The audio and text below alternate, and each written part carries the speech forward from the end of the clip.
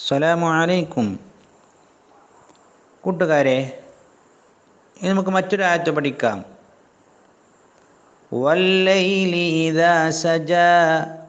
അവിടെ ഒന്നാമത്തെ അക്ഷരം വ, ചുവപ്പ് നിറത്തിൽ അലിഫ്, നീല നിറത്തിൽ ലാ, ലാമിന് ശബ്ദുണ്ട് ലാ, മഞ്ഞ നിറത്തിൽ യാ, യാന് സുക്കൂന്, പച്ച നിറത്തിൽ ലീ, വല്ലൈലി.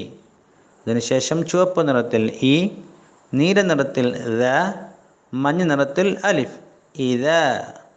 അതിനുശേഷം പച്ച നിറത്തിൽ സ, ചുവപ്പ് നിറത്തിൽ ജ, നീല നിറത്തിൽ ഫതഹ് നീട്ടാനുള്ള അലിഫ് സജ. ഇനി ഇതിൻ്റെ താഴെയുള്ള വരിയിലേക്ക് നോക്കൂ. എങ്ങനെയാണ് അതിനെ കൂട്ടി എഴുതുകയും വായിക്കുകയും ചെയ്യേണ്ടത്?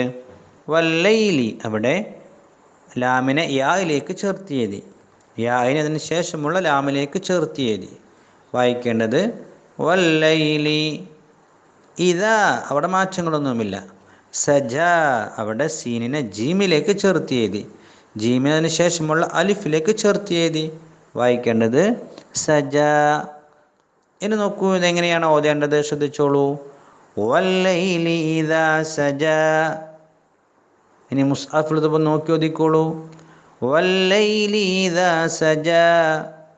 ആവർത്തിച്ച് ഓതി പഠിക്കാം. അള്ളാഹു അനുഗ്രഹിക്കട്ടെ.